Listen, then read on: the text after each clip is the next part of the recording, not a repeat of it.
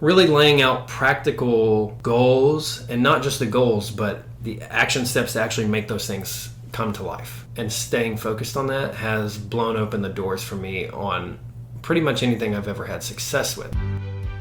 Welcome to the Sharing Passion and Purpose podcast, a weekly podcast providing career and creative inspiration to help you build a purpose-filled life. If you're interested in tapping into your creative potential, pursuing a career with passion, and building on your biggest and best resource, yourself, please join me on this path. I'm your host, Nancy Moore, and I want you to know that I'm on this journey with you. So let's get started. Okay, I have the pleasure of visiting with Cody Mayo today.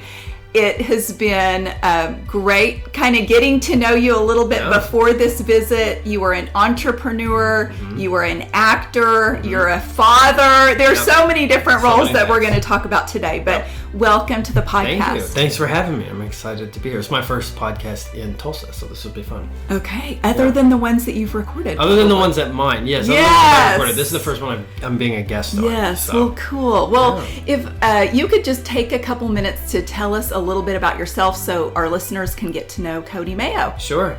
I'm from a very small town in Texas. At the time, it was a small town. It's grown since then, but outside of Dallas-Fort Worth area. And I had known since I was very young that I was obsessed with the idea of acting. I think it all started with going to a circus, honestly. I think just seeing that and seeing a show, but just also feeling like what that can do for you as a person and to other people, to the idea of being entertained and being able to kind of separate yourself from whatever is going on in your real life at that moment. And I got lost in stories. I mean, I started doing plays and productions when I was very young and just never left. It was a sort of therapy, a sort of community, but also it was, I think for us, when we find something we're good at, you tend to keep going back, right? So, I did that all through high school. And then for college, no one in my family had ever gone right from high school to college. That I was going to be the first to do that. And we didn't really know how to navigate that at all. Didn't even know what a college credit was. Had no clue what prerequisites were. Didn't know how to apply, truthfully. So I just happened to find out that Oklahoma had a great acting school. It was a very old acting school. It had been around for a very long time, and they only accepted 12 men and 12 women a year nationally at that time. Mm-hmm. And the Choctaw tribe had recommended Oklahoma as a great option too, and my family was like, okay, that sounds good. Go audition.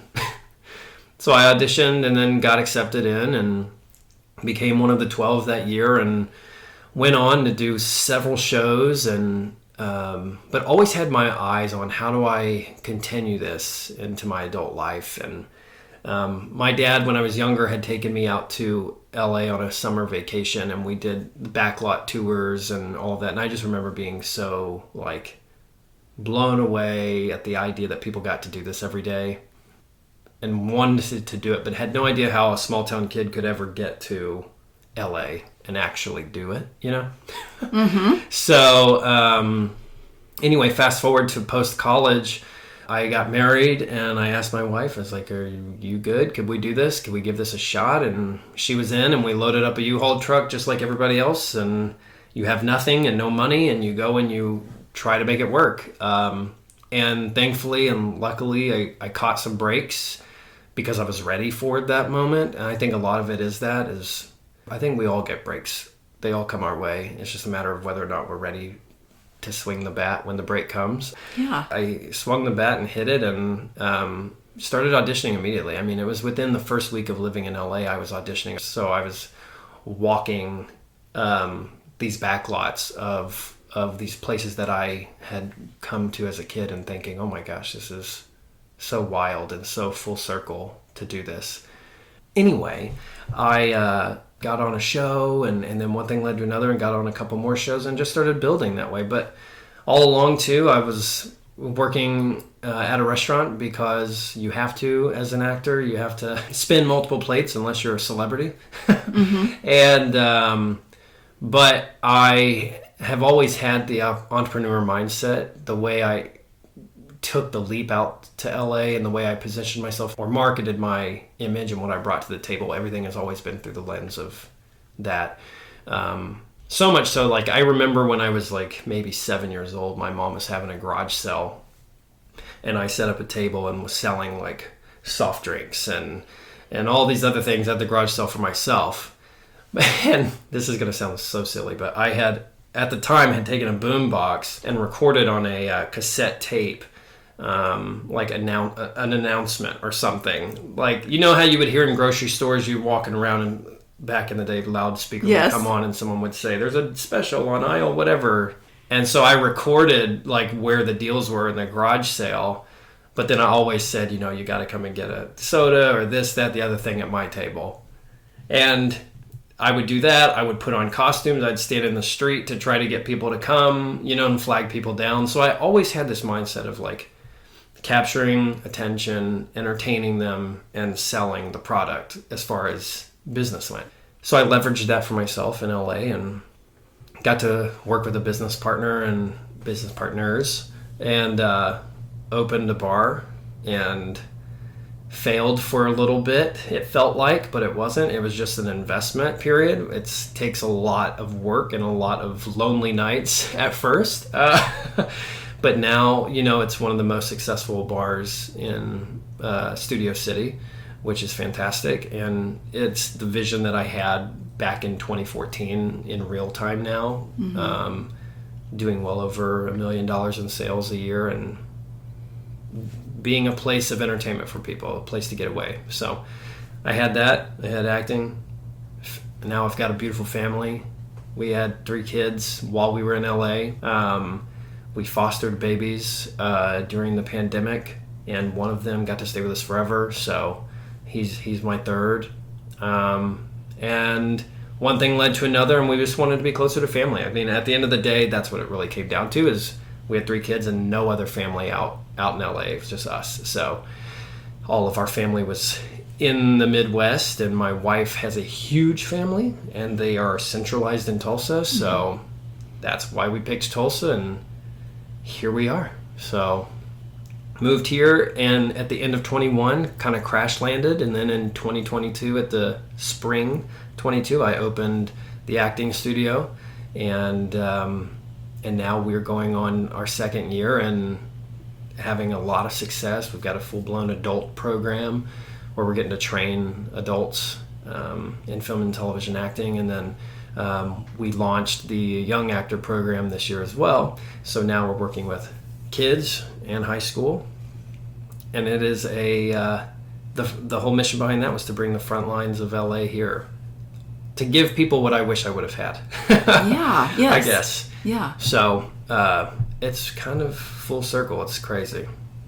That's amazing. Yeah. There are so many things that I want to unpack from that, but when you talk about, you know, taking the leap and taking the risk, that's what an entrepreneur does. You know, they have to be able to assume that risk and be comfortable with it. A lot of people don't leave that comfort zone, you know, and so it's hard to take the leap, especially when you don't have any money and you don't know what's ahead of you. Sure. But like you said, you did the legwork, you did the preparations, and having the belief in yourself is so key. Yes. And that's one thing we're going to talk about, having positivity and just the belief in yourself. You can do it. Yes. So you are also a coach, an acting coach, and a business coach too, Sure. or a life coach, Life coach, and life coach. And so, if you could talk to us about the importance of having that positive mindset. Sure. Yeah. So a couple of things. One, it doesn't come natural to me, and I think that's really important for people to understand. Is that because it breaks down the wall of feeling like, oh well, I'm not naturally optimistic, so I guess I'm just not going to be successful, right? Which is not true. I mean, I think we're all wired very different. My wife is the optimist, like in our family. She really is, and she would definitely say that I am the realist. So, okay. But there is a sense of discipline and practice that I have to put into place for myself on a daily basis to gear my mind to be able to be on the optimistic side of things the best that I can.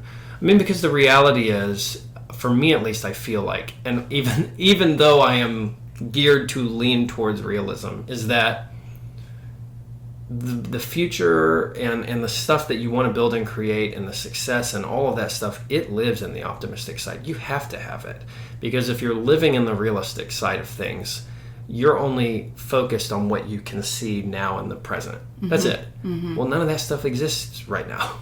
So if that's all you're focused on, then you're kind of stuck in a lot of ways. And so through mindfulness, I think, some meditation, and just like really laying out practical goals, and not just the goals, but the action steps to actually make those things come to life. And staying focused on that has blown open the doors for me on pretty much anything I've ever had success with, I would say. And there are definitely days and nights where I slip back into realism and beat myself up mentally or feel like a failure, just like, most people do.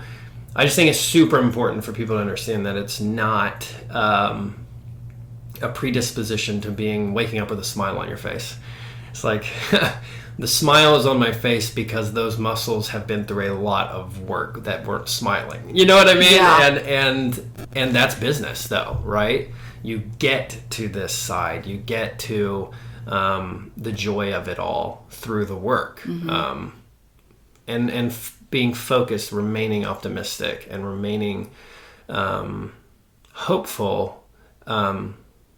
But you know what? I also will say, I am kind of proud of my realistic side too, because I feel like it grounds you a little bit. It doesn't allow you to slip into just in dreamland. You do need to have a hand in the presence and go, okay, this is what the facts are. These are what the numbers say. I know what the numbers will say in a couple of years. I can see that too. So having two hands in both worlds, I think, is what helps me open up the doors. I think I'm glad that you appreciate that in yourself, because I think that's what's enabled you to be a successful entrepreneur as well. Because I'm not trying to make a blanket statement, but a lot of times creative people kind of blow with the wind sometimes. Sure. And, when they say they're going to do something, maybe it doesn't quite get done, or, but you are very grounded. You are, a visionary, and you make things come to fruition. When you say you're goal oriented, I am as well. Yeah. And I think that's important to kind of keep that, in front of you. But if you could kind of speak to the side of, it is hard, and there's going to be really hard days, and there are going to be naysayers. I don't know if you could kind of talk about, as you were growing up, there are probably times when you could have quit and didn't, or maybe you were always getting that positive feedback. He's amazing, because you had the the recording at the garage sale. But if you could kind of talk about that. Yeah. Well, a few things I would say is, one, for me, and it's going to be different for everybody, and I think the thing is for everyone, is you have to just kind of ask yourself, what do I love to do? Like, what if I could do this full time, what would get me out of bed and make me, just happy or excited, right? Lean into whatever that is. Like, for me, it's storytelling. It always has been. So I've always used that to my advantage. Always. And what I mean by that is that I let it be a part of everything I do. I let it be a part of my parenting. I let it be a part of my marriage relationship. I let it be a part of my entrepreneur ventures, and obviously the acting. And with storytelling, you realize that there is a lot of failure that comes with that. I mean, in that career, there just is. That's what's made me a better entrepreneur, is the sense of auditioning, for example.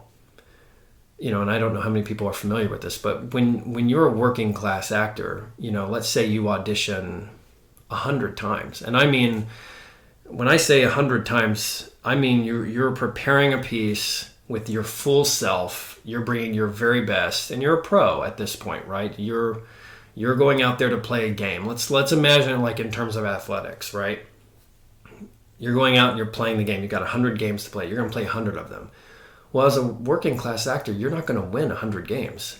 You're going to win maybe 10% of those, maybe. So just imagine the mental gymnastics that one has to go through, knowing I'm only going to maybe book, 10 of the 100 jobs that I'm going to go out for, right? Like Jack Black has this famous quote where he's like, I would audition 80 times, I'd book a job, and then I'd do the job, and then I'd be back to being unemployed, and I'm auditioning again, right? But every audition is full effort. It's full belief that that's yours, that that's your moment, So I'm conditioned to trying and not necessarily getting the job itself. And so what I learned and what I coach, entrepreneurs and artists in is your win is not tied to the paycheck, and your win is not tied to the end goal of you being on the actual show. The win is tied to how you performed in that moment. Did you show up? Did you bring your full self? Are you proud of the work you did? Good. That's the win. Move on. You have to move on to the next thing. Because if you reserve all of the joy and you reserve all of the celebration for the moment you get the job, well, you've got 80 attempts before that happen. That's going to be a really trying and difficult time, So that's how it exists in terms of acting. And then in business world, it's the exact same. I mean, when I first opened that bar, we were a speakeasy. We were behind a closed door. We had no signage on purpose, nothing. But when you opened that door, you disappeared into the 1930s. Everything was period, everything. I mean, you felt like you were in a different world. You didn't know that unless you went on the other side of the door. That was the greatest challenge I have with that business, is that I did not want to fanfare, hey, we're over here, come to this, because I wanted this sense of exclusivity into the DNA of it. And so the first 6 months were the 80 auditions of putting your full self in and not getting the payoff. I remember nights where no one came. We'd have 0 in sales, or we'd have 1 or 2 people. Now fast forward to 2023, it survived the pandemic, and you can't hardly get a seat on the weekend in there anymore. But that came from this idea and this understanding that, well, let's just take our win for the fact that tonight we didn't have anybody, but we all showed up. We brought our best. We were ready to roll. We were ready to serve 40 people. One person shows up, they're going to get the experience, the full experience. 2 people show up, they'll get the full experience. That mindset's what built the early success of that business.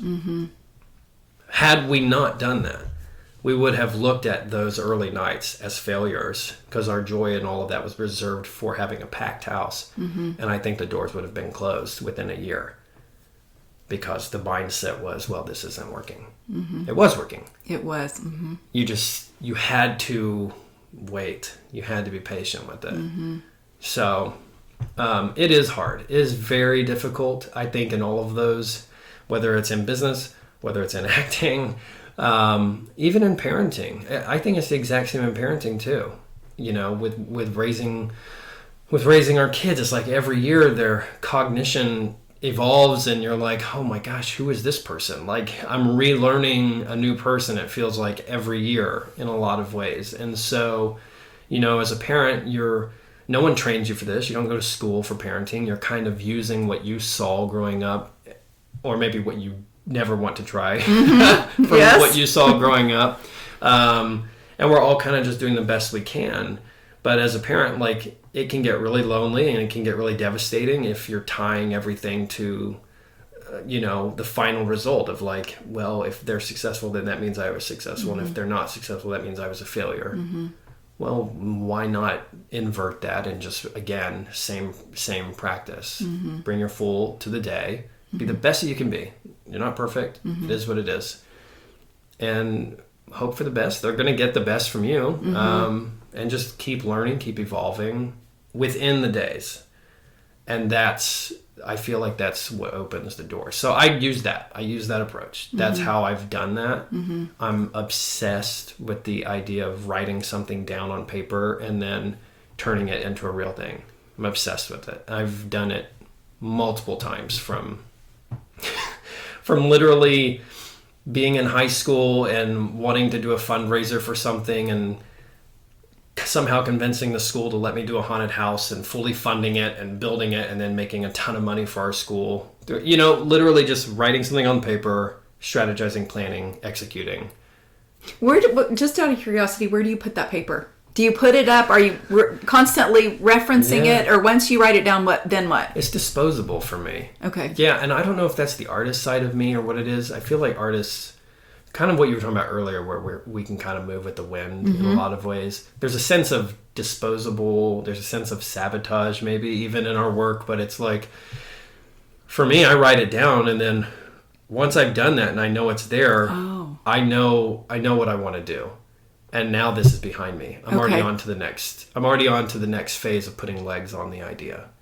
And that's what I love to do is piecing together the hows how are we gonna do it, the why, and then actually executing and making it happen. Okay, let's talk about actually executing and making the Cody Mayo acting studio or Cody Mayo Studios. Yes, formerly acting studios. Yes, happen. When you moved back, because it's a big deal to start, a company like that, and to have that resource. We've talked about this, but to have that resource in Tulsa for the people, adults and kids, to be able to, come to you and utilize your services and your expertise and all of that, it's amazing. So how has that been? What do you offer? Tell us about Cody Mayo Studios. Sure. Well, I took a pretty unconventional approach to opening that business, in the sense that, when I would never tell an entrepreneur, move to a city you never lived in and then do no research and just open. I would never ever advise that, but that's what I did. So I would never advise that. So I had been to Tulsa a few times in my past. I never stayed for a long duration. I had no clue what Midtown, Uptown, no idea of what the demographics were, the economics. I just didn't know. What I did know was that there was no one else offering what I could offer in the city. I knew that. I knew there were production houses in the city that could offer the production side of things and maybe an acting workshop here or there. But nobody was offering a consistency that I know I could do. It all came down to the fact that when I was in LA, you move out there wanting to build a career. And then as you get older, you realize what you really moved out there for was community.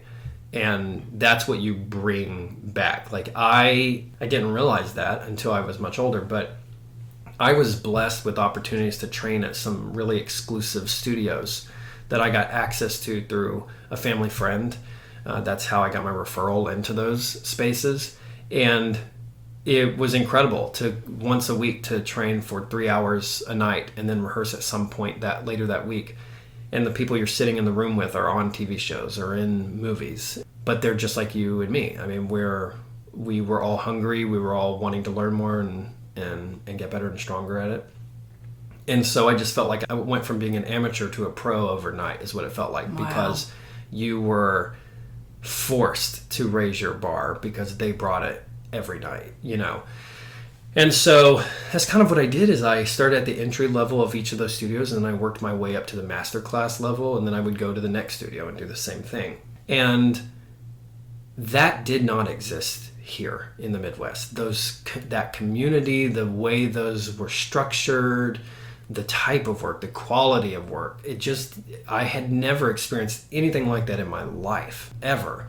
And so I had gained all of this knowledge and all this experience, and those folks are still my coaches that I still work with when I audition for things.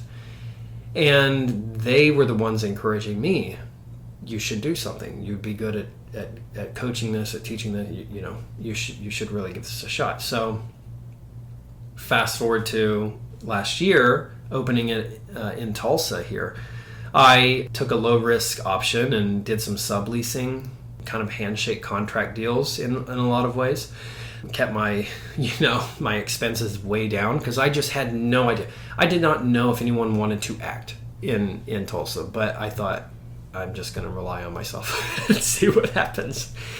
And it filled up quick, and I immediately put into place the vision I had, and we've created over that really short amount of time a community that is dedicated to just that very thing, just high-end training. And when I say that, what I mean by that is I am training them the same exact way I was training with my colleagues in Hollywood or on Cahuenga or wherever the studio was. We're training at the same caliber, the same type of material, the same speed, and the same challenges. If they come to me as a beginner, I've got a beginner option for them. And then I run them up through the ladder, and then you get to the advanced area and you're treated just like you would be treated on a professional film set. So I'm constantly pushing them and giving them content that was not in our state, because I'm pulling it from people who've given it to me from LA, and I'm committed to bringing the front lines of LA to Tulsa as well. I'm seeing that. I'm glad you're going to speak on that. Yeah, so I bring in guest artists or workshops from people who are on the front lines. I think it's great to get experience from people who are in the industry or have been in the industry, but they're kind of on the outskirts. I think it's important, almost vital, to have experience from people who are drinking that water right now. Like, you have to know the verbiage, you have to understand the mindset, you have to understand what stories are being told. All this stuff changes so rapidly in that market. So I bring in people who are directors, writers, improv comedians, that are training at some of the improv schools that feed Saturday Night Live. I have kind of a line in the sand that you've got to qualify in a way, in my mind, to be able to bring you in to do something like that, because to me it's important that our local community gets accurate information and gets information that is from the well that exists right now. It goes back to just, it's all the stuff I wish I had coming up in the Midwest. And at that time, you either had to move to LA or you had to move to New York or go to Chicago if you could, or you just weren't going to get it. You were going to get information that was passed down. I wanted the information that was happening right now. So, so that's kind of what we're doing. And with the kid program, one of my mentors, her name is Diane Harden. She's one of the most legendary coaches in LA. She coached Leonardo DiCaprio and Johnny Depp all when they were young kids. She was a young actor's guru in a lot of ways. Keira Knightley. I mean, the list goes on and on and on. And I'm on the phone with her. Wow. Often. And talking out ideas or exercises or things I could do, or updating her on how the kids are doing, and and so those are the voices that the local community here in Tulsa, whether they're young or whether they're adults, they're getting. Of course, it's me, I'm the conduit, but whether I'm having the guest artists come in or whether it's all inspired by my conversations with them. As a matter of fact, this morning I got an email from the gentleman that I had do our workshop this past weekend. He's an award-winning, renowned director, and very well respected in the acting community. He did a workshop this past weekend with about 12 adult actors, and he sent me an email that's just so very long, but just going on and on about how impressed and how just kind of blown away he was and taken aback at the quality of work from the local actors here.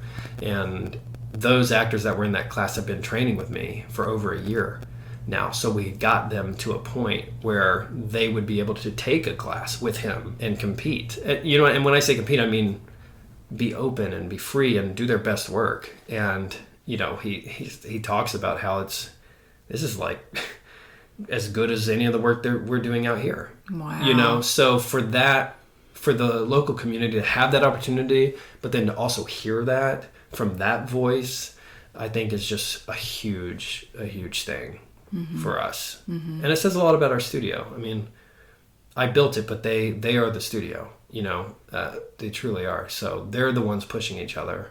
I'm just kind of guiding it along. Yeah. I'm kind of guiding it. Yeah. Well, you're doing way more than guiding. I mean, it's incredible. Guiding is a loaded word. Yes, that's true. That's true.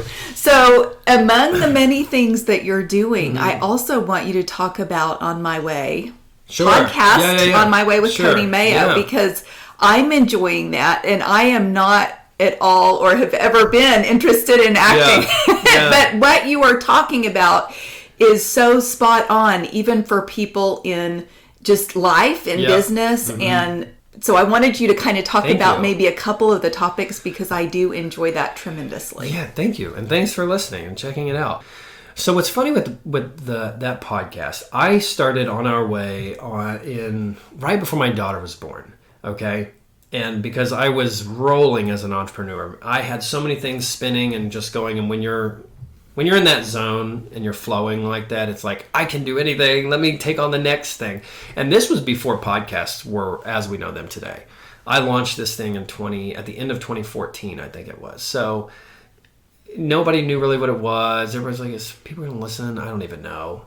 And I started it for no other purpose than to give my community a new perspective on things. Because, and it runs parallel with business. Even though I'm going to talk specifically with acting, it's the same with business. It can be a very lonely journey when you're trying to start something new, or when you are trying to create a vision that you have in your mind or a dream that you've got, because you see other people running what you think is to be a similar race, and you see them, at least what you think, that they're having great success, and then you go back to yourself and you look at what you have and you immediately go, well, I'm not as far along, I'm not as good enough, whatever. The mental gymnastics involved is absolutely insane. And so I resisted the urge, I guess, to give in to those thoughts, and found ways to not avoid them, but to give them their space and then replace them with what the truth actually was. And I didn't feel like that conversation was happening a lot. I felt like, you hear the phrase misery breeds company, you hear that all the time, but it is an environment. It is a culture in a way, with some aspects to the LA race, because you're surrounded by illusion. You think your friends and your colleagues are having so much more success than you. But the reality is, a lot of people we're all running our own race, and we're all at a different place in that race. And one person's success is maybe not actually your definition of success. So I created that for a space for them to kind of just I imagined it as like a refreshment, like come and have this new perspective and then go on about your day. I don't want anything from you. This is just my perspective. It is what it is. And then we had kids, and my time went out the window. I get that. Yeah, it just got strapped for time. So the podcast for a long time got put to the back burner, because the reality was I was underwater with the creation of the bar. I was underwater with my acting career. I was just trying to do 100 things, but I was pushed to go back to it. And so anyway, I'm doing that again, and yeah, it's great. Yeah. It's the one most recently that I listened to talked about gratitude, but then it also talked about positive comments and negative comments, just the way you related it to the positive comments, I think take 15 seconds to take hold, but the negative comments just go to you immediately, right. and it's very hard to get that off. You even talked about it being like Velcro, to actually try to rip that off and get rid of it. Right. And I just think for everybody, that's just across the board, I feel like just a universal feeling, Yep, it is. And that was from a psychology study. This renowned psychologist. That's what I like. Yeah, go ahead. Yeah, he shared this. It was a discovery that he found, was that through an immense amount of testing, he was able to isolate in the brain the electric responses, basically, of a positive versus a negative thought, and found that negative thoughts stuck to the brain like Velcro, that positive thoughts, the optimistic side, right, actually required attentive focus for a duration. You have to correct me, you might have to go back and look, but I think it was 15 seconds, I want to say. A focused time, and it has to kind of marinate into the brain. The brain actually rejects it in a lot of ways. And then he goes on in that study to talk about how the undoing of the negative thought is like pulling Velcro off, and how the brain is actually, he describes it as like Teflon on a pan for for positive thoughts. That the positive thought comes in. I mean, and think about this for us. If anybody goes, oh, I love your work on your podcast. You go, oh, thanks. You don't actually take that in. You know what I mean? Like most of us don't.